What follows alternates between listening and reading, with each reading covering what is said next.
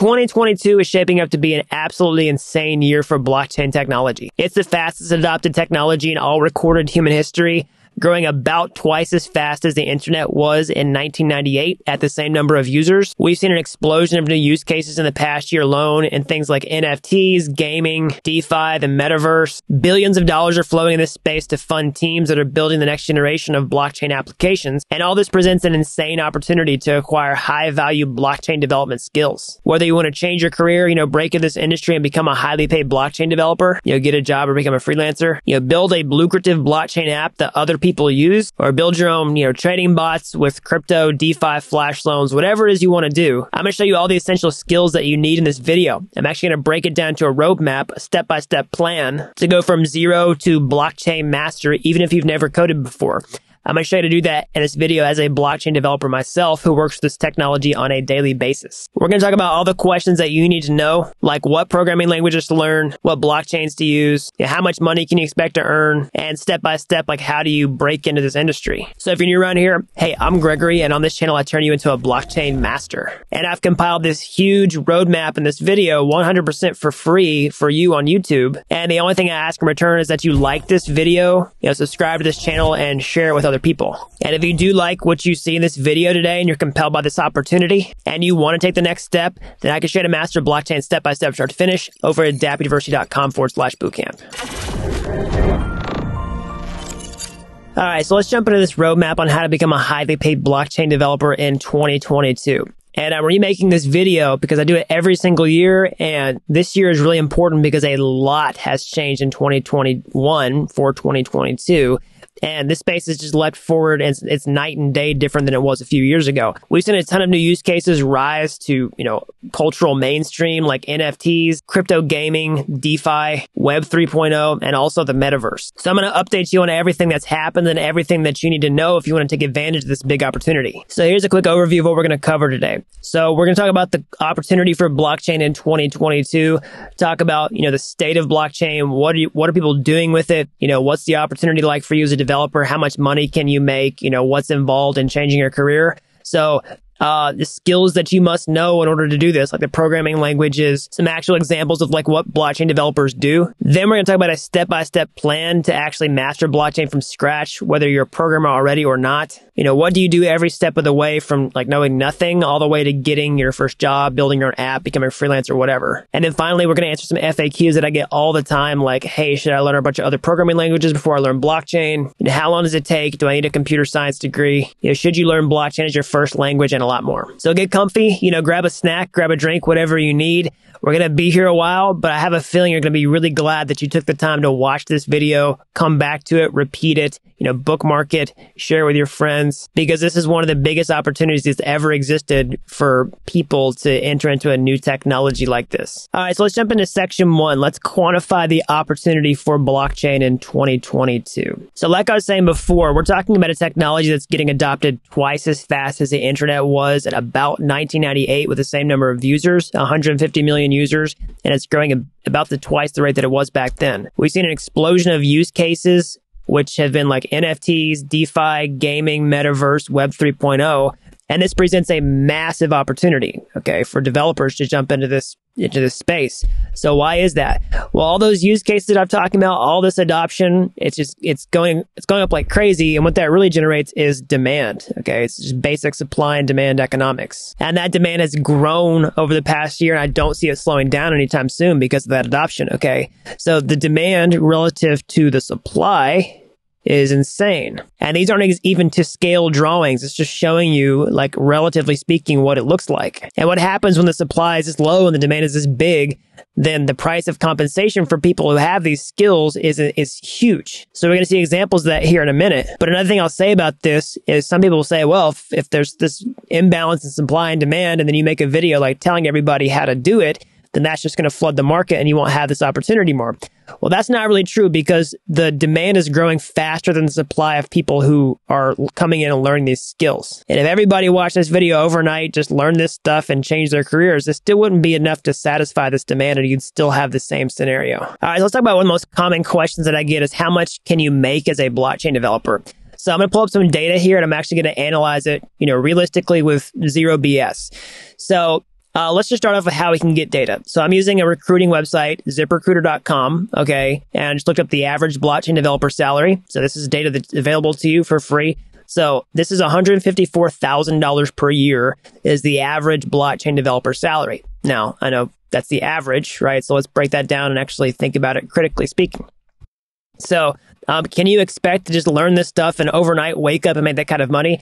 No, but when I'm looking at these opportunities, I want to know what's the realistic long-term upside of these types of skills. And that's what a realistic long-term upside is for people who follow through and learn this and actually, become a highly valuable blockchain developer, a good one. And so what you can also see with this data is that there's a lot of people making a lot more than $154,000 per year. And you have this big concentration, the mode down here, in between $116,000 and $136,000 per year. So this is where the highest concentration of people are, but you have a lot of people who far exceed this, which actually brings the average up. And so at the bottom, you can even see that, only about 15% of people make less than $100,000 per year. So anywhere you slice it on this salary spectrum, this is a massive opportunity for most people compared to whatever regular job that they're working now. And so you can compare this to other things. So this is ZipRecruiter. It's a recruiting website. So we're just working with data that they have based on their platform. You can compare this to other recruiting platforms. Or other places where you have salary data. So this just says, talent.com average blockchain developer salary is $144,000 per year. Okay. You can look at a bazillion of the websites. This is pretty close to the data that I personally see from my own experience. But you could also compare it to other types of development as a data point because we're looking at a recruiting website. So you could look how blockchain compares to mobile development on the exact same website. So mobile developer salary is $75,000 per year compared to $154,000 per year. So basically talking about twice as lucrative, okay, compared to, that was a web developer, sorry. Web developer, $75,000. Mobile developer is $105,000. So 50% more lucrative on average than mobile developer and twice as lucrative compared to web developer. So blockchain is an incredibly lucrative field. It's one of the highest paying skills in tech. So, that's a great opportunity. But there's also a lot more to it than just making a lot of money. Okay, so it really is a situation where you can have your cake and eat it too. There's a ton of opportunity in that regard, but you also get to build the next generation of the internet, build cutting edge technology and be a part of history. Blockchain is also really remote friendly. So if you want to work from home, you can definitely do that. You can work from wherever you want, whenever you want. In many cases, you can become a freelancer. There's lots of opportunities to do that outside of just getting a regular job. And another thing that I love about blockchain is that there's so many different ways to monetize these blockchain development skills. So, if you're entrepreneurial and want to create your own application, you can do that. So whether you're super ambitious and you want to create the next, billion-dollar DeFi protocol, you've got a shot at that. Or, more conservatively, most people, if they just want to launch a project that could just make them some money on the side or actually turn into a real, thriving business down the road, you could launch an NFT project. It's not that hard in the grand scheme of things. And, we saw a 12-year-old boy who earned $400,000 on his, summer holiday selling NFTs with the Weird Whale project. And another big opportunity is actually with cryptocurrency trading bots. Some of these are making over $200,000 per day. Okay. So how do they work? So it's not what you might think when you're thinking about a cryptocurrency trading bot that tries to predict the future about what the cryptocurrency price is going to be. A lot of those blow up and you end up losing money. So this is different. It actually takes advantage of price discrepancies on cryptocurrency exchanges that are powered by smart contracts on the blockchain. So as a developer, you create your own smart contract that buys cryptocurrency on one exchange and sells it for a higher price on a different exchange when they fall out of sync. Okay. And the crazy thing about this is you can do this with blockchain that you can't do anywhere else. Is when you create these smart contracts, you can't lose money on the trades. Okay. You can lose money with gas fees if you attempt to trade and it fails, but if you put your own money into it, it's not going to make an unprofitable trade. And what's even crazier is you can, trade with other people's money. You can borrow money with flash loans as long as you pay it back in the same transaction. And that's a mechanism that doesn't exist anywhere other than blockchain. There's no risk that you can lose that money either. You can borrow millions of dollars, make a trade, pay it back, and pocket the difference. So I've done this and I've actually released a video on how to do it. So check out the video I did previously on my YouTube channel. I just released it probably just before this one. So go check out my latest video. before I release this one, and I'll give you more info on that. All right, so now let's move on to the second section. Okay, so we've talked about the opportunity for blockchain in 2022. It's one of the highest paying fields in tech. There's a lot of different things you can do with blockchain. You can get a job, become a freelancer, create your own project, build a bot. Whatever you decide to do, though, there are a core set of essential skills. And so that's what we're going to talk about in this next section. What do you need to know if you want to take advantage of this opportunity? All right, so let's talk about what does a blockchain developer even do in the first place? Because if you're trying to find out what you need to know, let's just talk about the different types of things you would be creating as a blockchain developer, okay? So let's start off with a high-level list of the major use cases for blockchain technology. This list is growing all the time. It grew a lot in 2021, and I expect it to grow in 2022. So the major use cases right now are DeFi, okay, or decentralized finance. I'm also kind of including cryptocurrency in that category. This is where you take like existing financial products and move them over to blockchain, things like savings, lending, trading, et cetera, et cetera. NFTs or non-fungible tokens. Okay, this is like some of the major use cases now are digital collectibles, but that is expanding all the time to include lots of other things like, you know, public records, et cetera, et cetera. So gaming, blockchain-based gaming, where you can take in-game items, you can play to earn, all that type of stuff. Web 3.0, where you can create, internet of value, where you can actually own things. And also metaverse, where you can create 3D experiences and own things in virtual worlds, and a lot more. All right, so if those are the types of things, those are the major use cases that exist for blockchain technology, and that's what blockchain developers are creating. Like, why did they exist in the first place? What about blockchain technology makes these things possible and not some other way? So it's basically, said another way, why use a blockchain in the first place? So some of the main benefits are decentralization. So instead of having things very centralized, central control, you decentralize the control to lots of different people, where a community owns something rather than an individual entity. Censorship resistant, where nobody can just change things. Things on the blockchain are there forever. Okay, trustlessness, you don't have to trust an intermediary. And also transparency. When something's not completely decentralized or completely trustless, we at least have this added benefit of being able to see exactly what happened and verify it on chain. Okay, so this gives birth to all these other use cases, like I'm talking about, DeFi, NFTs, blockchain-based gaming. So let's see how that's the case. Well, in order to understand that, again, we're getting into a little bit of theory here because this is going to help you understand what blockchain developers do. Let's look at what is a blockchain. So really, a blockchain is it's a worldwide computer. So basically, you have a computer that is run by multiple different people. And that's what you can see in my diagram here. Like, this is a computer, this is a computer, this is a computer. And they're all called nodes, and they're all nodes that talk to one another, okay? But this network of computers acts as a single computer. So that's what the decentralized part of blockchain is. Everybody who participates in running basically the same computer. So it gets a copy of all the code and all the data that makes up the blockchain. So anything that powers a cryptocurrency lives on everybody's computer. Anytime a cryptocurrency transaction is sent from one account to another, every computer in the network takes part, in most cases, every computer takes part in validating that transaction or mining it and including it into a new block to make sure that everybody's balance is right, that the transaction was successful, okay? And so that's what gives birth to something like cryptocurrency. You wouldn't want to do this in sort of a Web 2.0 mindset where somebody has centralized control inside of a PostgreSQL database where somebody could just, update your balance on a whim.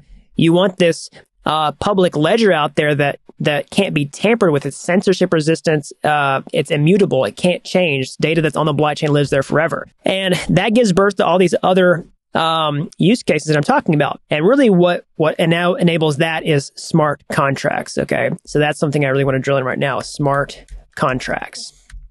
Because this is essential to what blockchain developers are creating. One of the core skill sets in becoming a blockchain developer in the first place is to become a smart contract developer. Because these are the building blocks of blockchain-based applications. Of course, there's different types of blockchain development. There's like core developers and application developers. But for the vast majority of use cases, most developers can be creating apps, okay? And smart contracts are what enable you to do that. They are immutable programs that you put on a blockchain to create, new things like new apps. NFTs are powered by smart contracts. Many cryptocurrencies that live on top of the Ethereum network, like the Uniswap token, the 1inch token, all that stuff, those are smart contracts.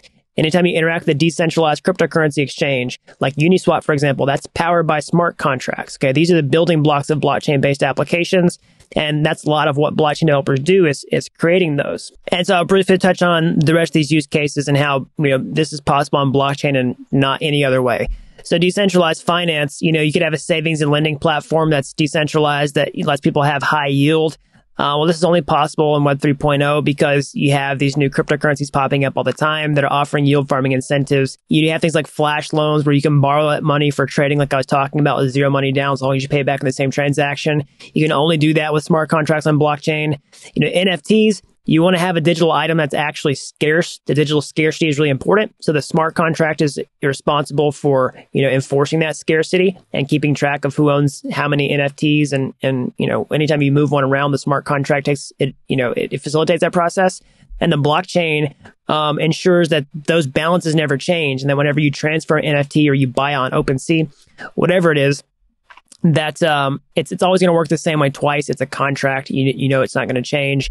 And that you can trust that the transactions are going to be valid on this blockchain because everybody shares it. So games, like I was saying, in-game items, play to earn, like Axie Infinity is a great example where you can, earn money to play a game with cryptocurrency. You can take in-game items out of the game, sell it on another marketplace, actually create real value. So Web 3.0, this is something that we're expanding our definition of it all the time, but Web 3.0 could really include everything on this list, like cryptocurrency, DeFi, NFTs, but I'm going to take it as a separate category just to talk about a new internet where you can do things from a web perspective that you can't do in other places. So like you could create a censorship resistant website where the actual website code itself you can't, take down. So you could do that with something like IPFS. That's not really blockchain technology, but it's distributed technology. Okay. You can check out IPFS more if you want to know about that. But you could also create a blockchain-based social networks, for example, where you have this added value of censorship resistance. So one of the major problems with social media now is censorship. So how do you know whether like the items that you're seeing in your news feed are actually, it's like you have a lot of algorithmic curation. Well, how do you trust the algorithm? How do you know it's not manipulated by somebody else, right? How do you know that your post is actually being shared, not shadow banned? How do you know you're not going to get deplatformed? So you can fix that with Web 3.0. And the last one I want to talk about here is the metaverse, because we've seen a huge push on this. We saw, Facebook rebrand its entire company, its parent company that owns Facebook, Oculus, Instagram, to be called Meta, to focus on the metaverse. Okay, we've seen lots of other companies follow suit as well. And so the metaverse is really a 3D embodied internet. A lot of VR, a lot of AR. We're still kind of figuring out exactly what it's going to look like long term. VR and AR have been around for a long time. They're getting better. And you could just build a centralized, siloed VR experience right now. But what makes the metaverse actually possible is blockchains. So if you want to own things in the metaverse, how do you own that without centralized control? Well, you use a blockchain to keep track of the ownership of the digital items inside the metaverse and move them around from one world to another so that, one just centralized corporation doesn't own everything inside the metaverse. All right, so now let's kind of continue on with this and talk about, what kind of blockchain developer should you be? Because this is trying to narrow down and get to the exact skills that you need to learn if you want to accomplish the goals that I'm talking about, okay? So we're going to talk about the programming languages, all that type of stuff here in a minute, but you really need to focus on exactly what you're trying to accomplish to zero in on what you need to know, okay? So just bear with me here. I would broadly group blockchain developers into two different categories. So core developers and application developers. So what are examples of each of those? So a core developer would be basically somebody who's building blockchain protocols like layer one protocols. So actually building smart contract platforms or like building, nodes that operate decentralized infrastructure, all that type of stuff. So if you want to learn that, that's a very specific thing. It's a much smaller niche within blockchain. But what I focus on is actually application development. So focusing on things that users are actually interacting with. So example, if you're going to go trade a token on Uniswap, that's a Dapp that's powered by smart contracts. So focusing on creating those smart contracts, creating the websites that interact with them, et cetera, et cetera. That's what I personally do. And that's what I recommend other people do because there's more demand for that type of skill. So you got more options on the table. And then also it's easier for beginners to learn than core development is. Now, if you want to learn core development, your heart's set on that, that's totally fine. But if you don't know what you want to do, then I would definitely recommend becoming an application developer and focusing specifically on creating smart contracts. And so once you focus on becoming an application developer, you can kind of specialize from there, okay? And I'll kind of break this down into multiple facets and give you examples. I'm actually going to show you some blockchain applications and how people use them and what you'll be creating as a blockchain developer here in a second, okay? Real blockchain applications out there in the wild in 2022 that you can use yourself today, okay? Let's start with the smart contract side of things. So like I was saying, basically creating smart contracts, the programs that live on the blockchain, that's the blockchain side of things. But most blockchain applications have aspects that are really similar to other types of websites that you use out there. They have a website that users interact with, or maybe they have a mobile application that people download on their phone and use, okay? And then they a lot of times have some sort of web backend, or maybe they have some sort of scripts that run offline that need to interact with the smart contracts of the blockchain in some way. So basically, you want to know how blockchains work. You want to be able to create smart contracts, but then you typically want to have some sort of skill set that lets you interact with the smart contracts. And that's what the front end side of things is. So basically, the front end, development's basically broken up into front end and back end. So front end is the thing that the user sees, like a user interface, and you manipulate. Or I say manipulate, I mean build and change. So this could be a website. It could be a mobile application. Okay. And then the back end is the thing the user doesn't see. So maybe a web server that does something, because we still use web servers a lot of times in blockchain development for the things that aren't as important to put on a blockchain. And then we use the smart contracts. That's technically still on the back end. Okay. Let's just go through a couple different examples of real world blockchain applications and break it up. What's the front end? What's the back end? What does the blockchain developer do? What are the skills that they need to know? So let's look at one of the most popular blockchain applications out there, which is Uniswap. So what is it? It's a decentralized exchange. So it's a website where you can go and basically connect your blockchain wallet. Okay. If you go to uniswap.org and you click launch app, you'll see this interface and you connect your blockchain wallet. In this case, MetaMask. You see this little fox icon up here.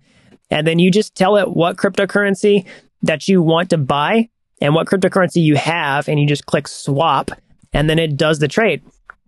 And it has some really advanced technology powered by smart contracts on the back end. This thing called an automated market maker, okay, where it works differently from another exchange. There's cryptocurrency just sitting in the app, parked into these liquidity pools, where the liquidity providers are just staking their cryptocurrency to earn a passive income reward off the trading fees. And then the end user gets liquidity to buy and sell the tokens. Because if you go here and say, hey, I have Ether and I want to swap it for different cryptocurrency, let's say DAI, for example, where's the DAI come from? So it comes from this liquidity pool back there. There's other people that are, providing cryptocurrency to those smart contracts to the application to facilitate that trade. All right. And that's where the smart contracts come into play. So when you talk to this website, it's talking to the blockchain and it's talking to these smart contracts. All right. They're all kind of glued together. So you can see like all the cryptocurrencies that are traded here on Uniswap. These are Ethereum based tokens. So they're ERC20 tokens that are also powered by smart contracts. If you've ever heard of an ERC20 token, that's what they are. It's just different cryptocurrencies built on top of a Ethereum or an Ethereum compatible environment, EVM environment. And so the smart contracts, you can actually see them here on Etherscan. These are the smart contracts that power the Uniswap version 3 protocol. Here's all the transactions that are going through it. You can look at the smart contract code inside of here. All right, so this is what a blockchain developer created. So let's break it down into the skills. Mostly on the back end for Uniswap, it's just going to be the smart contracts themselves. So this is deployed to Ethereum. So this is Etherscan. All right, and you can see the programming language here is Solidity. So if you are a blockchain developer creating the smart contracts, you want to create these smart contracts with the Solidity programming language and deploy it to the blockchain. We'll talk about how to do that in a little bit, but that's what that person would do. But then also there's, a developer who creates this website. That's really what a front-end developer does. So they create this website with JavaScript. That's the main programming language used to create interactive websites. They also need to know some HTML and CSS to create the markup for that page, but all the interactions that happen, anytime you click a button and it does something, that's using JavaScript, okay? Anytime that you're making a request to the blockchain to create a transaction, like when your MetaMask confirmation pops up, that's using JavaScript, okay? So JavaScript is a very widely used language for blockchain development, especially if you want to create client-side applications or front-end development. And so there's entire specialties where you could just be a front-end developer and you could just interact with other blockchain developers who are creating the smart contracts. That's okay too. But even if you go down that route, I highly recommend learning smart contract development, at least the basics of it, so that you'll be much better at this part of your job. Okay. That's just one example. If you were to create Uniswap from scratch, maybe you're trying to create a portfolio piece, that'd be a really great idea. Those are the different types of things that you'd be doing. And those are the different types of skills you need to know. Front end, back end. All right. So let's look at another example. So let's say you wanted to create an NFT project. So let's look at the Bored Ape Yacht Club. So this is a really popular NFT. All right. This is on the top of the Ethereum blockchain. Bored Ape Yacht Club, at the heart of it is a digital collectible. It's an NFT, a non-fungible token. And so you can see the examples here of these collectibles that have different images.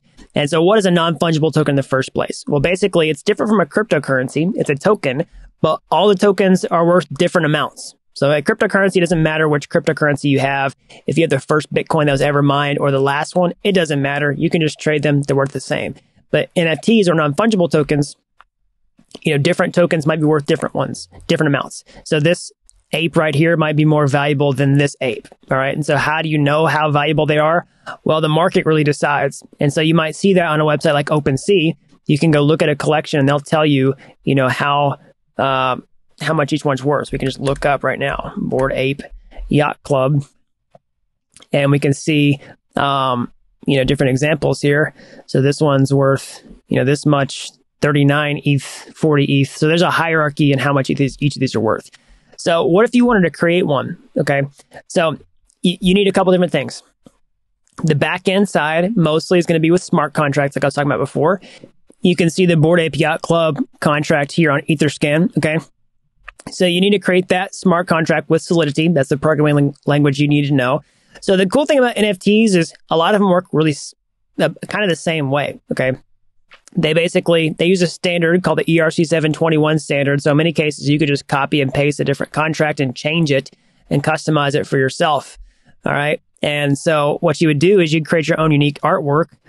You can do that. And then a lot of times you would have what's called an NFT drop, where you create a website where people can come and, mint the NFTs and they go get sold on a secondary market like OpenSea, like I was showing you before. So let's say you want to go through that entire process, which is exactly what I show you how to do inside that NFT masterclass that we've done inside this, inside the blockchain mastery program.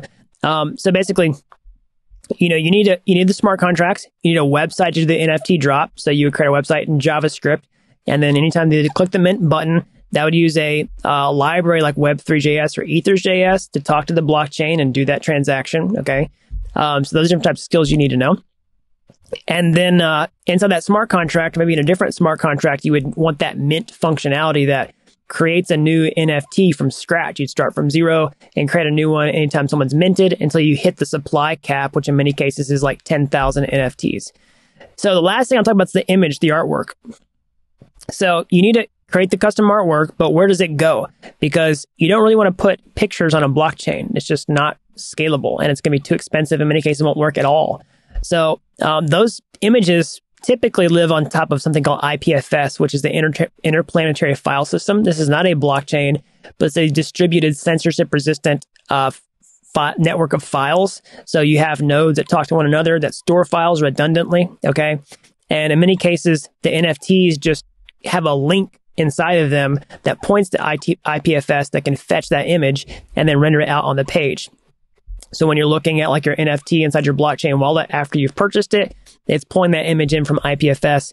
And that's something you'd also want to know as the backend developer who creates the smart contracts is, how do I just put pictures on IPFS? How do I get the URLs back, store the metadata, and then save it to my NFT? And that's exactly what I show you how to do inside of there. So that's an additional skill that you would need to know to create your own NFT project. So let's throw in one more example that's going to be a little bit different from the others. Let's say that you wanted to create some sort of blockchain-based mobile application. So Argent's a good example of this. So this is a blockchain wallet where you can actually store a user's private key, and you can interact with existing blockchain applications, or hey, maybe you could create a blockchain application yourself on the back end. So this is similar to the front end development side of things, because I want to talk about mobile development, because this is an area that actually has some overlap with blockchain. Like I was saying, you could take blockchain knowledge and then specialize in something else that talks to the blockchain. And if you take that blockchain knowledge, it's going to make that other side of the equation really valuable. So getting the basics of smart contract development and all that type of stuff before you try to build a mobile app is really valuable if you want to build a blockchain-based mobile app. Like I said, Argent is a mobile wallet, so you want to do things like store private keys on there, maybe integrate with third-party payment solutions to onboard new users. That's a task in and of itself. Those are, what mobile developers would do, how to integrate traditional web APIs to take credit cards and, link those to your account so that you can actually make transactions. But let's say you want to issue cryptocurrency after that person has put in their payment information. Well, you would definitely want to be able to talk to the blockchain in some way. So first of all, let's talk about the mobile technologies first, to get that out of the way. So there's lots of different ways to build mobile applications. You can do them with the native programming languages for each platform. You could do it with Swift if you want to build it for iOS. You could also do it in a cross-platform way where you can build it in one environment that deploys to multiple different mobile platforms like iOS or Android. You have technologies like React Native where you could do it with JavaScript. You could do it with Flutter. There's lots of different options there on how you could create a mobile app. So you definitely would pick your strategy on how you decide to create your mobile application. There's pros and cons for each strategy, but those are the types of things you want to learn, generally speaking, as a mobile developer. Now let's talk about the blockchain side of things, which is how do you make your mobile app talk to the blockchain? Well, you would use some sort of blockchain-based library. Let's just take the JavaScript example. Let's say you're going to build it in React Native so that it compile for Android or iOS and also for web. Well, you would create the application in JavaScript, okay, with like React Native.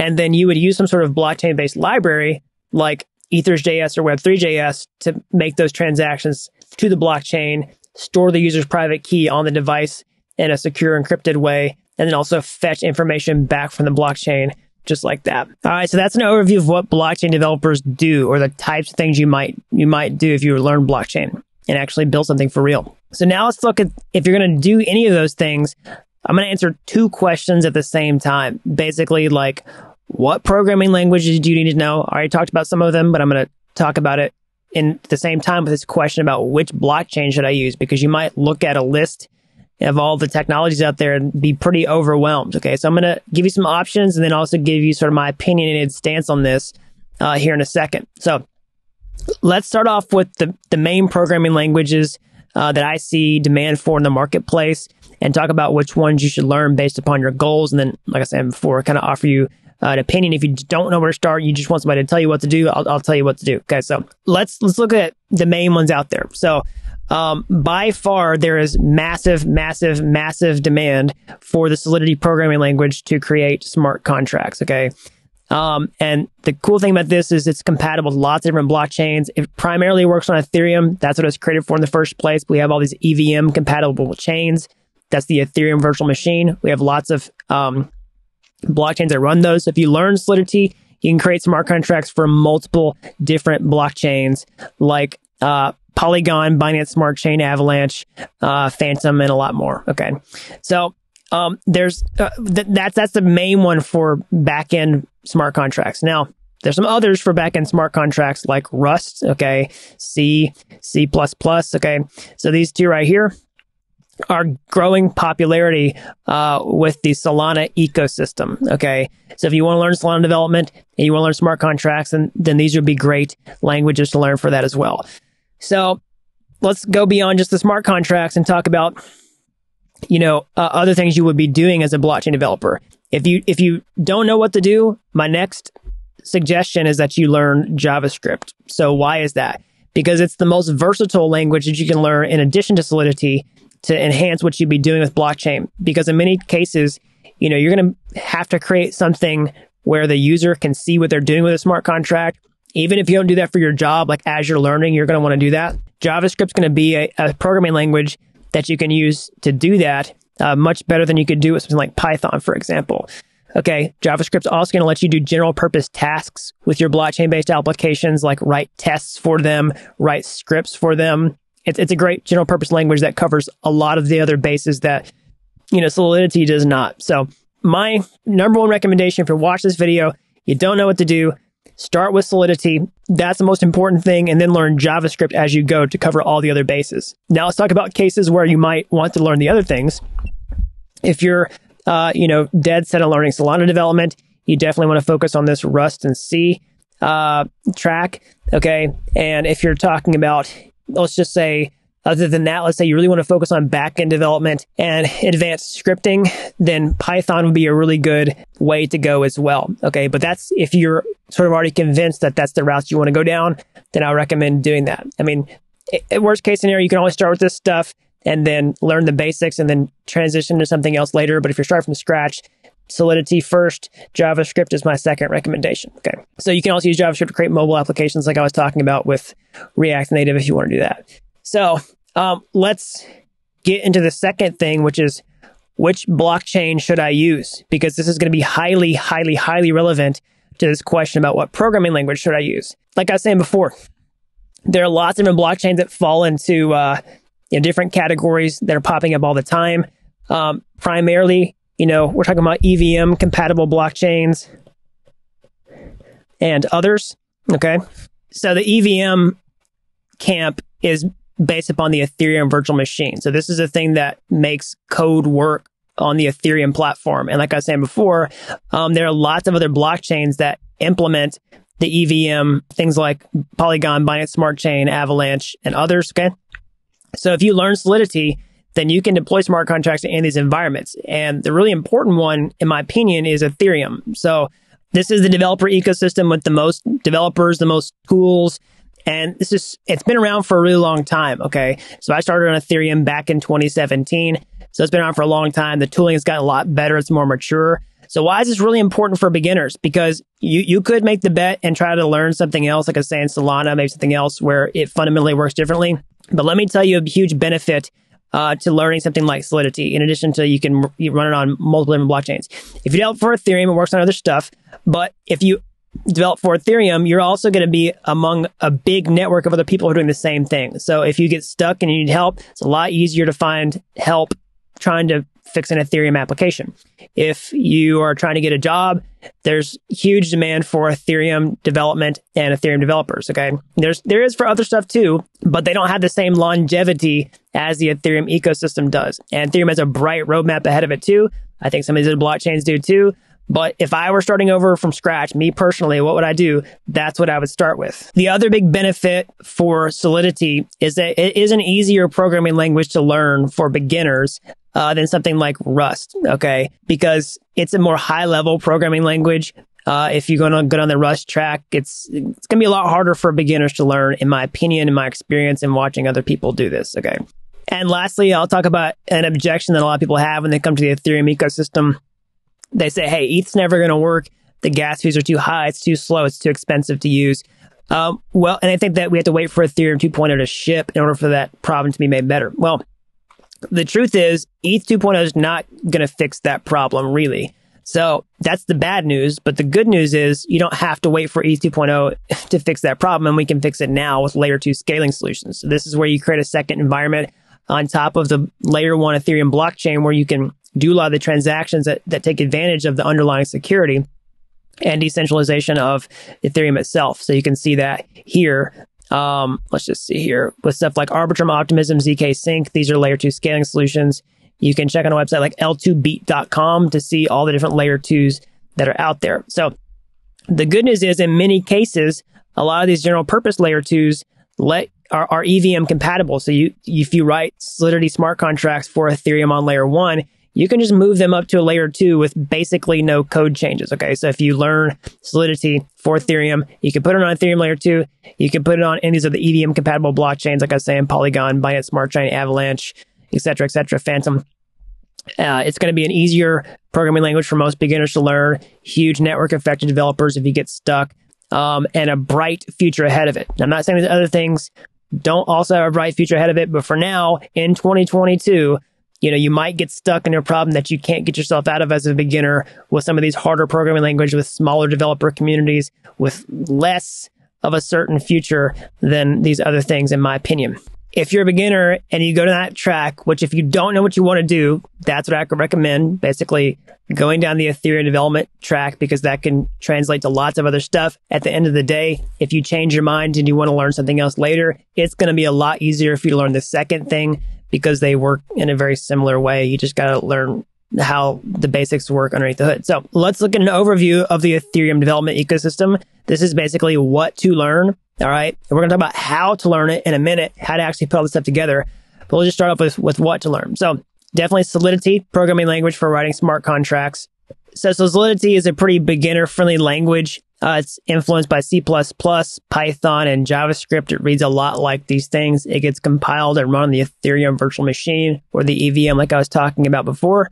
So it's statically typed, supports inheritance, libraries, a lot of the same type of stuff that you're used to with regular programming languages. It's Turing complete, so you can write full-fledged programs inside of it. It's a very powerful programming language, okay? So the other big one is going to be, JavaScript. Because you can do a lot with it. You're going to need to develop client-side applications, at least while you're learning to interact with the smart contracts. And probably when you're doing real blockchain development, you can do that with JavaScript.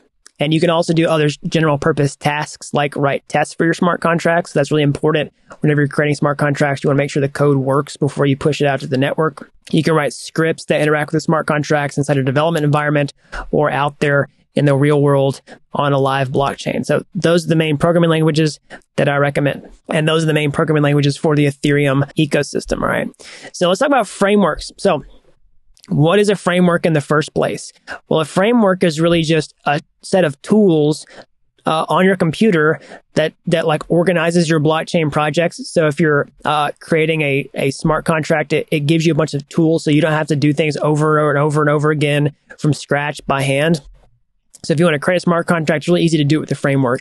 If you want to deploy a smart contract to a blockchain, a framework makes that easy. If you want to write tests for it, a website for it, the framework makes that easy, all right? Let's look at a couple different popular Ethereum development frameworks. So Truffle is one. So this is a suite of tools for developing smart contracts.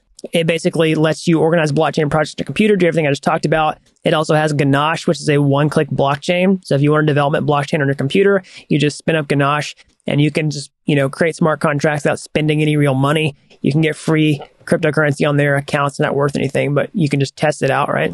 Truffle is a very popular framework. There's also Hardhat, which has gained quite a bit of popularity for the last year and is highly relevant in 2022. So Hardhat is another way to develop Ethereum smart contracts, a framework. So you can run Solidity locally. It has really good debugging built into it. Very flexible. It has its own blockchain built into it, a test blockchain like I was talking about. You can write tests, all that type of stuff, run scripts. So Hardhat is another really good tool. The other one that I would say, which I didn't list on here, is, well, I did list it, but I didn't put it in the right place. Let me just pull it up here. Let's put it here. Let's put it on a new line because it's really different, which is Remix. So Truffle and Hardhat, you basically install something on your computer to run Truffle and Hardhat commands like from your terminal, your command line. So you're like doing it locally on your computer.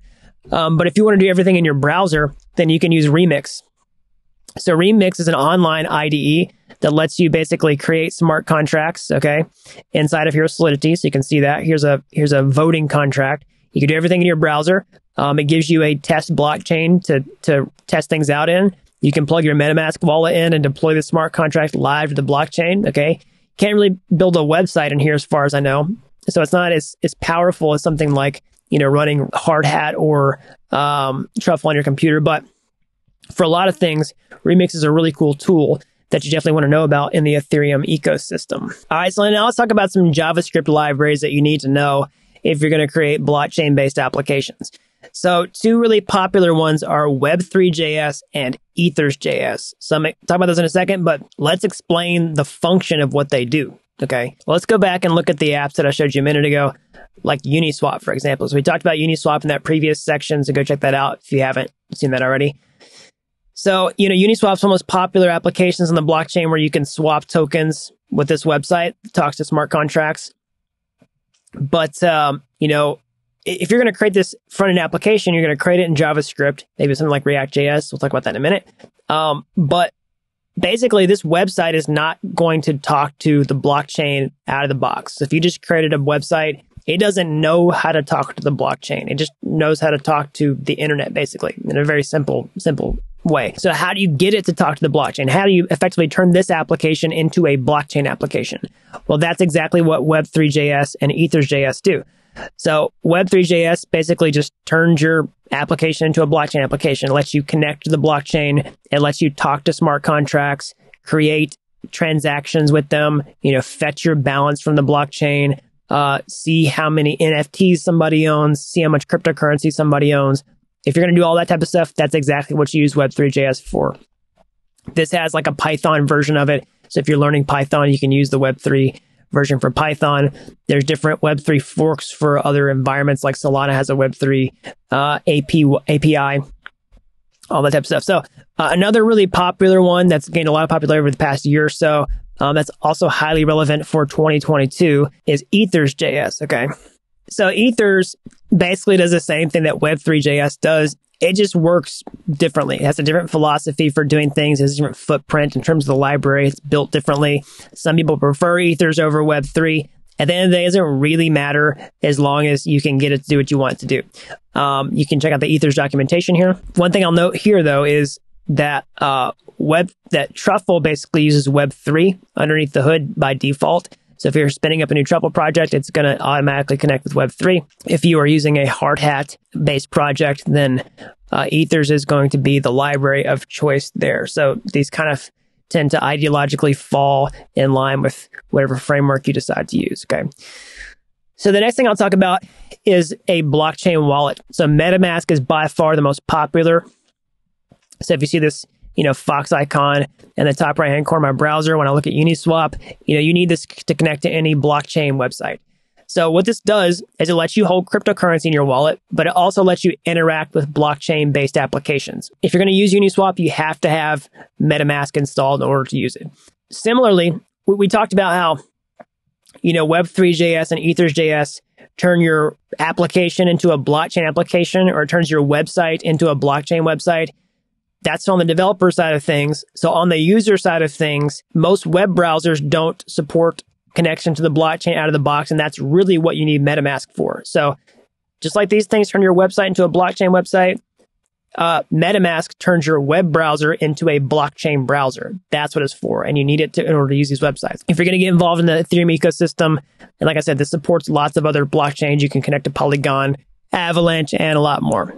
Okay, so Ganache is a development blockchain. I was talking about that with, Truffle. It's basically a development blockchain where you can spin up a test blockchain. Hardhat has one too. So a little about React.js. So if you're going to create client-side applications for blockchain, like a website or something like that, you need a framework to do that. So you're not doing the same types of things by hand over and over again. And that's exactly what React is for. So it's a component-based library where you can mix HTML and JavaScript on the same files. You're going to see how to use React when I talk about the step-by-step plan on how to actually learn this stuff. But just be aware of React, what it is, why it's important. And the last thing I'll talk about is Node.js, which is basically just a big dependency that you need to run JavaScript on your computer. It's going to also give you NPM to let you install packages for your projects. So Node.js is something that you want installed on your computer as well. And this isn't exactly the Node.js website I had pulled up here. It redirected me to Azure. But anyways, that's what Node.js is. It's a big part of the Ethereum development ecosystem, and that's what it does. All right, so that's what to learn. Now let's look at how to actually put all this together, how to learn it, then how to go from zero to not knowing anything about blockchain to actually having the skills and then accomplishing whatever goal it is, whether it's like landing a job, building your own application. Okay. I'm going to address this as somebody who doesn't know anything about blockchain with no programming languages. Now, if you're already a developer, you're going to be able to do this step a lot faster. But everybody kind of has to start from square one. What is square one in this case? Well, I'll start with my overall philosophy on the best way to learn this stuff is through immersion. So if you're learning a foreign language, like what's the best, fastest way to learn this and jump on the opportunity is to just jump in and, learn that foreign language by just being in the culture. So you can kind of do the same thing with software development, particularly blockchain development, by just jumping in. And that looks like basically building projects, learning things as you go. Okay. And actually experiencing things in the wild. If you never used a blockchain before, you're just checking this out. Step one is really just to set up a cryptocurrency wallet and just use the blockchain and see what it's like. So what would that look like? Well, if you want to experience it for real, the best way to do it is with a little bit of money. So just, not a lot of money.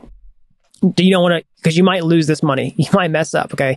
But so whatever amount of money you're comfortable with, maybe it's $50, maybe it's $10, $5, whatever, the route that you take will depend on the amount of money that you put in because of gas fees. But basically, you want to just purchase some cryptocurrency on a website like Coinbase.com, Binance, wherever you're located, all right? And then just go take some of that, take all those funds and just withdraw it to a MetaMask wallet. So you want to buy some cryptocurrency, you want to set up a MetaMask wallet and then withdraw from the exchange to your MetaMask wallet so that you could use a blockchain-based application. You could use something like Uniswap, for example, in the example I talked about before, where you can just take that cryptocurrency and swap it for a different cryptocurrency. So that you'll install MetaMask, you'll set it up, you'll connect your wallet, you'll click swap, and you'll see what it's like to actually be a user of the blockchain. Now, if you're going to do it on Ethereum, the gas fees are high right now because the network demand is very high, and we haven't made a full migration towards layer 2s yet, and also the Ether price is high. So it's going to be expensive. So most people aren't going to be able to do this for less than like $100. All right, now that's kind of crazy. But what you can do is use a different application that's the same thing, maybe on the Polygon ecosystem. So you have to go through, figure out how to connect your MetaMask wallet to Polygon. There's lots of tutorials that show you how to do that, where you might trade on a different decentralized exchange and just swap some cryptocurrency around to see how that works. See what it's like to confirm a transaction, to sign it, best practices for setting up your wallet, storing your seed phrase, your private keys, all that type of stuff. That's a really good place to start if you've never used a blockchain before. You could also go purchase an NFT on a website like OpenSea, for example. So you could go to OpenSea. You first wanted that step, what I was talking about, buy some cryptocurrency, send it to your wallet. If you're comfortable doing it $100 or more, then, you could use Ethereum and you could buy an NFT on OpenSea, or you could do it on Polygon, which is all supported by OpenSea, and, buy some of their tokens. You have to bridge over, but that's less. And you could, buy an NFT that way for cheaper. Now, there's going to be a lot more steps involved, but that's a really simple way to get started. Now, another way I'll say is you don't have to do this with any money to get started if you want to just kind of simulate this experience. And that's using something like Uniswap on a test network. So what's cool about this is Ethereum supports multiple environments. It supports test networks where you can try things out on a real blockchain where the cryptocurrency isn't worth anything. So if you don't want to spend money, then basically you can use something called a faucet. You can basically go request some cryptocurrency for free and then fund your wallet and then go swap a token on Uniswap and see what that experience is like without paying any real money. Okay, so that's how way you can do it for zero cost at all. But the test networks don't work quite the same as the mainnet. So if you want to see what it looks like to use a blockchain application for real, yeah, spend a little money, but if you want to get close, then you can do it entirely for free by getting some free cryptocurrency from a faucet, doing a swap with MetaMask, confirming the transaction that way. It's just going to be a slightly different experience. All right, so once you've gotten your feet wet, you've used a blockchain application, you've bought some crypto, or maybe you've gotten some free crypto on a test network, you just used a Dapp, then now it's time to just build one, okay? So this might be counterintuitive for some people, but like I was saying before, the fastest way to learn anything is through immersion. That's exactly how people teach you to learn foreign languages. And it's the most effective way to learn programming, which is just jump in and learn everything just in the context of building a project. That's what it looks like to learn immersion in programming. You just build something and you say, hey, what do I need to know to do this? And as a beginner, you don't want to just go off and say, okay, I want to build this. How do I create it? You start there, but then you use a tutorial that teaches you how to do that step by step and teaches you the programming languages as you go. Because what you don't want to do is go learn a bunch of programming languages first and then go try to build something. You just want to learn the programming languages while you're building something. It's the most efficient way to do that. You can see I've put out tons of free tutorials that do this exact method. So you can see them on my YouTube homepage here, the free blockchain development courses. I'm going to point you, we're adding new tutorials in 2022. A lot of them that will be on this playlist. So go check that out. But I'm going to point you towards one right now that's a good example of this. So this is a Learn Blockchain Development Complete Beginner's Guide that teaches you the programming language from scratch. So I show you how to build a decentralized cryptocurrency exchange like Uniswap. That's a tutorial version. It's much simpler, but the whole goal is to show you how to create these applications and the programming languages to accomplish this. So it works a lot like Uniswap, where you just have you tell it what cryptocurrency you have and what cryptocurrency you want to buy, and then you just click the swap button And so inside this tutorial, by the way, we have a complete article that accompanies this 3-hour screencast. We have a written guide, step-by-step written guide on my website at dappuniversity.com too. It's linked in the video description. Inside of there, we teach you the basics about what is a blockchain, how does it work, here's the application demo, all the concepts you need to initially, just to give you a quick overview. And then we just start off by creating the project from scratch. You set up the project from scratch. You then go in and create a smart contract, your first smart contract, and that introduces you to the Solidity programming language that I was talking about before. That's the main programming language for writing Ethereum smart contracts. And then so you go through, you learn that programming language while you're just creating the new functions that you need to make this thing work. And you say, we need to swap tokens from here to here. How does a token work? How do we make this swap work? You see how to do all that inside of Solidity while you are writing your first lines of Solidity, creating your first smart contract. It's the best way to learn because it gives you context of what you're learning and you get this instant feedback that makes you learn much faster. And you're getting motivated because you're getting this feedback and seeing it in real time. And it gets you really excited to learn the next thing, okay? You do that step by step. I hold your hand through the entire process and you see how blockchain works the entire way. Then we go on to do things like, write tests for the smart contracts because that's something you need to understand how to do. Smart contract code can't change. And so when you want to put it on the blockchain, you want to make sure it works. So you'll write tests inside of the framework with JavaScript. And then you'll go on to create this website that you can see here, all right? That actually talks to this exchange and creates something that the end user can see so that they can put in, cryptocurrency and say, I want to buy a different cryptocurrency. And I'll also show you how to create a cryptocurrency inside this video. We create a fictional token or fictitious, however you say that word, token called the Dapp token. And you can customize that to be whatever cryptocurrency you want. You can launch it. You can put it inside of here and click swap. Okay. All right. And so that's the second step. So go off and you use a blockchain application, then actually learn the fundamentals of the programming languages that you need to know, Solidity and JavaScript and all the other frameworks and everything I talked about by building something with a guided, more beginner-friendly tutorial. Okay, that's the next step. So what you're building in this case really is a more beginner-friendly tutorial, like I was saying. And so the next step after that is to create more of a professional level tutorial where you're going to build something that's more on the level of something that you would build like at a job. Okay. And so I'll show you an example of that. This is the project that we built inside the Blockchain Bootcamp. This is a real cryptocurrency exchange deployed live to a blockchain where you can put real world cryptocurrencies inside of it. It's got an order book. It's got candlestick charts. It's got all that type of stuff.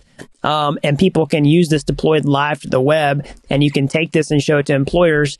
And when they see that you have the capability to build something like this, this is what's going to bring your skills up to that level, actually have those professional level skills. It's going to be way more advanced than, this type of tutorial where you're just learning the basics. You want to graduate beyond the basics and learn much more advanced, sophisticated professional level skills. Okay. So that's the next step after that. And so, once you have accomplished that level and, maybe you get in there and you go through this stuff, multiple times, maybe you kind of stay in these levels until you're feeling really confident with that. You're going to move on to that next step, which is preparing yourself for, real world application, whether you want to build your own project, land a job, all that type of stuff. There really is a next phase of learning. So it's learn a beginner tutorial, get the basics down, then go learn a more advanced tutorial to get those advanced skills. Now, what I'll tell you here is that no tutorial, no matter how good it is ever going to 100% prepare you for creating something for real. There's a missing piece here, which is the ability to, think about something and write the code to doing it. All right. Because tutorials are really just holding your hand through the entire thing. And it's a really good way to get immersion like I was talking about. But that next step in the immersion is basically developing a skill where you have a problem and you want to solve it. And then you write the code to doing that. That's what you do as a developer. Somebody says, here's the problem that I want to solve. Now you, the developer, write the code to do it. If you're in a job, that's what you're going to do. If you're creating your own project, you're trying to dream up something that you've created. And you have to figure out how to write the code to do it. So this is where the real learning solidifies. Okay, this is where your skills get reinforced. And this is how you really, really, really learn high value skills. And so what this looks like is basically trying to think about what you want to do and then writing the code to do it and then bumping into walls until because you're inevitably going to get stuck in when you do this. But when you get stuck, then that's when the real learning takes place. So I'll give you an example. So let's say you wanted to figure out how to build Uniswap. Okay. You would just try to say, like, how does the automated market maker on the back end of Uniswap work? So you might look it up. You might look up the smart contracts and say, I want to build something similar. Or maybe you just say, like, I'm going to take a project that I've created. This is the easiest way to do it. Take a project you've already created, a tutorial project, and just build an extra feature on top of it. So you might take this cryptocurrency exchange you built here and say, I want this to support a lot more tokens. And so you say, what do I need to do to add more tokens? Well, I need to deploy more tokens to the blockchain and get their addresses, and then create something in the UI that lets people select between the tokens, and then update my smart contracts to support multiple cryptocurrencies so I can facilitate those deposits and swaps. So you say, how do I do that? Well, you just break it down, and then you actually write the code to do it. So now you are going to get stuck whenever this happens, like I was saying. But how do you get yourself out of this problem? There's lots of different ways. So I'll tell you what a lot of professional developers do, which is they use Google. You get really good at using Google and describing your problem about what the problem is that you face. This is what debugging really is. And then you try to find the answer on Stack Overflow. If you can't find it there, you can reach out to other developer communities in Discord, Telegram, other online communities where you describe your problem. What you really want to be good at is breaking down your problem exactly, like describing it as accurately as possible. And when you document that and you're really detailed, you're way more likely to get help from other people than just saying, like, hey, this doesn't work. Like, really try to break it down and then get feedback from those people. Try to understand what it is they're telling you to change, and then change that about your code. And that's where the real learning takes place. And it doesn't matter whether you're trying to learn blockchain for the first time or you're in the real world, you have to do this. And so when you develop this skill while you're learning, you're developing a skill that you're going to use in the real world. And then you're going to get that skill. And then you're also going to get this skill to be able to solve problems and create code where you don't know what the answer is ahead of time. You have to figure out what the answer is. And so that's really the next step. And the easiest way to do that, like I was talking about, is take an existing tutorial and add another feature on top of it to make it do something it doesn't already do. Now, you could take that to the next step, which I was talking about, which is basically trying to build something from scratch that you've never built before, like Uniswap, and try to figure out how Uniswap works and then write the code to do it. That's a little more advanced. The easiest way is just add the features like I'm talking about, but you could also do this as well and repeat that same process with that goal in mind. All right, so once you've got that skill, once you've built a beginner tutorial, you've built an advanced tutorial, and then you've basically done what I was talking about, which is really unguided development. Now it's time to build your own project. And you really might have already done that in that previous step when you're doing unguided development, but that should be your goal, is to create your own project that's unique, where you're not just following a tutorial, where you've actually created something where someone's not holding your hand. That's how you develop that skill I was talking about a second ago. So the result of that would be to actually create something that you can show other people to prove that you have the skills to pay the bills. Because if you're going to create your own app or you're trying to get hired, then you need those skills. And now the next thing is to showcase those. So the best way to do this is to actually create some sort of portfolio, because I'm telling you, I've been on every side of this problem. I've worked a regular developer job. I've been a freelancer, and now I hire developers. So I can tell you portfolio is king, because at the end of the day, people only really care about what you can do in many cases. They don't care so much about what your education background is. They don't care about whether you have a computer science degree in many cases. They just want to see what you can do. So you need to show them. The best way to do that is to create a project, like I was saying, on your own without help. And then you want to create some sort of portfolio that markets this project. So you don't have to have some crazy marketing campaign.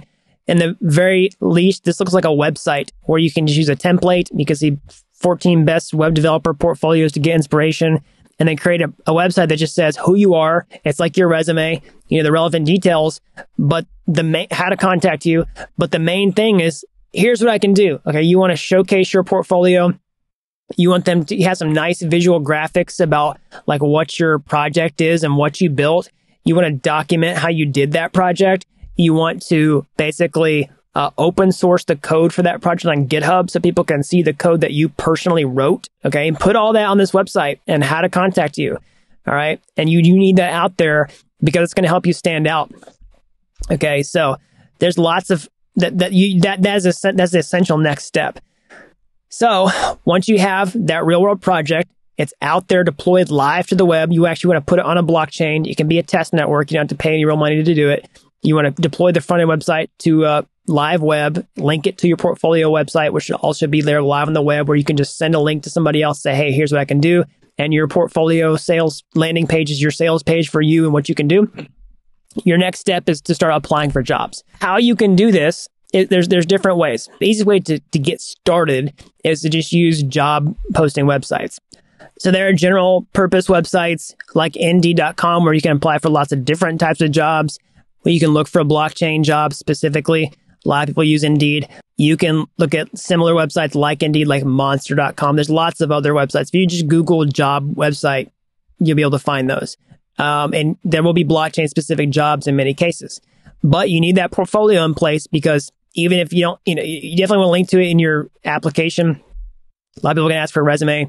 But once you get those conversations going, you just want to keep hammering that portfolio, because that's going to drive home what you can do. Okay. In addition to that, you can also look at crypto specific job websites. So cryptojobslist.com is a pretty good one. Okay. So they show, they have crypto. It's a niche website. They have crypto specific stuff. So for blockchain jobs, you can filter by Solidity. You can filter, skills that I was talking about in this video. You can, filter by different skill sets, right? You can look for remote jobs, all that type of stuff. So cryptojobslist.com is a good one. There are other crypto specific job websites, but this is just a good example. You can also look at recruiting platforms. You can look at Hired.com. You can look at others where basically you just create a profile and people come to you. All right. There's lots of different ways to do that. So the last strategy in doing this is essentially to not go through one of these job application websites, but look at, company websites who are hiring and just going through their, direct application process. A lot of times you'll just go to a website and you'll see the careers page. You might say, I really want to work for this type of company. See what their jobs are opening are at the bottom of their page. Okay. The other way is slower, but it's also very effective. If you're trying to narrow down the exact type of job that you want, is to create an online presence. Create some sort of social media presence, whether it's on Twitter, YouTube, whatever, where you're providing value to other people.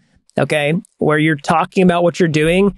You're helping other people solve problems. You're getting on GitHub and helping people, you doing open source contributions, you're fixing issues, all that type of stuff, providing value. And inevitably, you'll find examples of people who will just say, hey, what are you doing? What are you working on? Or you might be able to reach out and talk to them. And once they see what you can do, those can open the door for hiring conversations. The other ways are going to local meetups. So now the world is kind of returning more back to normal than it was, a year ago. Okay.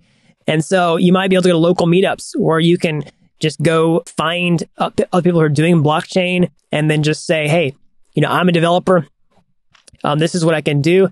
And sometimes people just stand up in these meetings and say, hey, we're hiring. If you want a job, come talk to us. And, it's not always going to lead to a job, but that's actually how I got my first job as a developer before I got into blockchain. That's a really valid way. It's just getting a job through your personal network. That's really the best way to get a job, is through that personal network. But a lot of people who are starting from scratch in blockchain don't have that, which is why I kind of put this toward the back end of these recommendations. But it's definitely one of the best ways. All right. So once you've gone through all those steps, I should say, then you want to land the job and celebrate your accomplishment, your success. So I will say this, all right? After you've gone through all these steps, let's just say you get into this and you start applying for jobs and you don't instantly get the first job that you apply for, because you're probably not going to. If you're just putting out your resume into lots of different places, to be 100% transparent and honest with you, that's okay. So ideally what you want to do, especially if you're a beginner and you're going through the job application route, you're just putting your application out there, is you want to apply to as many places as possible, because that's going to increase the likelihood that someone's going to take a chance on you. Because if you are a beginner, the truth is that someone has to take a chance on you to get your first job. So how do you get a first job with that experience? Well, you get experience outside the workplace. That's what building your portfolio is about, and building a real world blockchain application on your own first. But then someone also ultimately has to take that risk. And so, how can you increase the likelihood that someone's going to take that chance on you? Well, you can apply for as many places as possible, because that's going to increase the likelihood you'll find somebody who'll take that chance. You can also start off with a lower paycheck just to begin with, all right? Because you're getting experience in that case. and that's something that's valuable to you in exchange for them getting a discount on your services initially, okay? And you can quickly, increase that as you build your career, get some experience, okay? And so, but let's talk about the rejection side of things, because if you apply and you get rejected, what should you do? Well, you should not let that just like stop you, okay? The rejection, like you're going to fail. Like nobody ever learns to talk for the first time or learns to walk for the first time and falls down and says, hey, I'm not cut out for this. Like that's not really how it works. Like you should expect failure to be a part of this process. So, and you might get lucky, you might get your first job, but if you don't, how can you make the best of that situation? Well, you can try to get feedback on why you didn't get that job. And they might not tell you, but if they do tell you, then try to take that feedback with openness and say like, okay, well, this is just what I have to work on. This is what I have to improve. Don't take it personally. Get that information and go work on those things until you've got that improved. And then you can either come back to the same people and say, hey, I did this. Like, can you hire me? They're probably going to be impressed by your persistence. Or you can just keep going and apply to more places. And then once you have those skills improved, then you're going to increase the likelihood that someone's going to hire you eventually. All right. So that's the step-by-step plan on how to like go from zero, knowing nothing about blockchain to landing your first job. Like that's literally the entire roadmap on how to get there, whether you're a developer already or not. Okay. If you're a developer already, you're probably going to get that a lot faster. But it's very possible if you're starting from scratch. I've helped people with zero coding experience, become real world blockchain developers in a matter of months. Okay. The last thing I would say here is talk about some frequently asked questions that I get all the time, which is, should you learn blockchain first or should you learn a bunch of other programming languages first? Okay. So you might have picked up on that in this video. No, my answer is don't go learn a bunch of other stuff before you learn blockchain. It's just going to be slow. You're not going to understand why you're learning this stuff before you go try to learn blockchain. The best way is to learn through immersion, jump in, build projects, learn the programming language as you go. Because think about it this way, like how many times if you were going through school, did you ever hear anybody say, when am I ever going to use this? Right? It's a really common question that students say. So you should never be asking that question like when you're learning blockchain. I mean, maybe you will, but you should quickly find out why that's the case. That's part of that fast feedback cycle that you get through immersion. You get context about what you're learning. It makes everything stickier, and it's less likely that you're just going to forget it, which is probably what you're going to do if you try to learn a bunch of other programming languages and then learn blockchain. So can you learn it as your first language? Absolutely. I highly recommend learning Solidity first and then learning the other programming languages as you go, like JavaScript. Just learn to create the smart contracts. Then you learn JavaScript as you are learning to write tests and then to create the website and all this type of stuff. Okay. Do you need a degree? No, you don't need a fancy computer science degree to become a real world blockchain developer. I don't have a computer science degree. Okay. I'm a self-taught programmer. I didn't go to computer science. I didn't go to college for computer science. I didn't go to coding boot camp. I got rejected from coding boot camp. Okay. I learned on my own. And that's what I've helped lots of other people do as well. Okay. You can actually go to my YouTube homepage and then find the student success stories. You can check out this video here of Cosimo, who taught himself how to become a blockchain developer with the blockchain bootcamp. He learned in 2 months. Okay. Now, granted, he had some time on his hands. He quit his job and learned blockchain. I don't always recommend people do that. That's what he did, but he learned it pretty fast. Okay. And he didn't have that background either. Started from scratch. How long does it take? This is a question I get all the time. So the real answer is it depends. Okay. It depends on all kinds of factors. The fastest I've helped people do it, like I was saying with Cosimo in this other video, he did it in 2 months. He had lots of time on his hands. He had full-time availability. Now, lots of people don't have full-time availability. Maybe they're working another job. I highly recommend that you keep your job in many cases while you're learning blockchain. This is blanket advice, but that's the safest blanket advice for most people. And then make that transition when you're ready. Okay. But even then, like you might have other factors outside of your job. Maybe you have children, maybe you have other commitments. Maybe you're in school. I don't know what those things are. So all that has to do with the amount of time that you're going to be able to devote to this. Now, you want to try to spend as much regular time as possible doing this.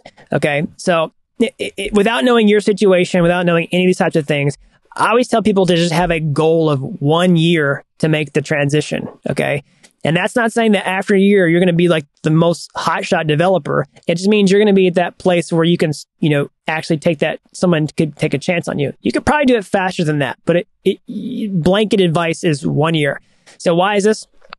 Well, you want to have some sort of goal because you don't want to be just working off, without some sort of goal in mind, because work tends to take the amount of time that you give it. If you say it's going to take a year, it's probably going to take you close to that time. If you want to be more aggressive, you could back the timeline up, but I also don't want to have unrealistic expectations. Okay. So that's what I would say. Now, you just want to break that down into logical chunks. So you want to take everything that I talked about in that roadmap about start doing this, then build this tutorial project, then build that tutorial project, then create your portfolio, then start applying for jobs, and then just break that down into logical chunks. You may not be able to forecast it ahead of time, but just see how long it takes you to do that first tutorial. Okay. And spend, a certain amount of time per day doing that. People ask me what my recommendation is. The best way to do it is to code every day, to try to devote at least an hour per day. That's the best way to do it. But not everybody can do that. So you want to focus on growth more than just every little time commitment that you have. I mean, consistency is going to be a huge benefit here, but you may only be able to put in like an hour one day and then brush up for 15, 20 minutes on the next day and then put in, 3 hours on the weekend. That's probably realistically what more people's time availability looks like. You can definitely do it that way. The best way to do it is to put large amounts of time in consistently every single day to really, pour gasoline on this career transition. That's the best way to do it. But then if that's not what your situation allows, then try to break it down into really realistic time commitments and then try to forecast your progress over time. And the last thing I'll say about this is keep a timesheet when you're learning. Actually write down how much time you're spending per day and what you did in a spreadsheet. And that's going to be a sanity check for how much time you're actually spending on this. Okay. And for a lot of people, don't give up until, you've put hundreds of hours into this. Okay. It's really frustrating when you're trying to make progress and you say, oh, I'm not progressing. And people think they spent all the time in the world when really they've spent like 20 hours. And the grand scheme of things, like 20 hours is not enough time to really master these skills. So, you want to spend hundreds of hours before you are trying to determine whether you've made meaningful progress and whether you want to give up. Okay. So that's what I would say on these shorter time horizons. If you want a blanket advice for how long it should take, you should set a goal of a year. Even if it takes you longer than that, don't get discouraged because of the huge upside of where this technology is headed over time. If it took you longer than a year and you could actually make a life-changing career change, make a life-changing amount of money by becoming a blockchain developer, then it's totally, totally worth it, in my opinion. All right, so that is an overview on how to become a blockchain developer in 2022. So this space has changed a lot over the past year. I expect it to grow quite a bit in 2022 as well because the adoption is taking off like a rocket ship. We're seeing tons of demand for blockchain developers. The space is growing twice as fast as the internet was in 1998. The demand for blockchain developers is absolutely insane. And there's a huge opportunity for many people to come in and change their careers and capitalize this opportunity, whether you want to get a job, build your own project, bot, whatever it is. But these are the skills you need to know. This is exactly the landscape of the state of things in 2022.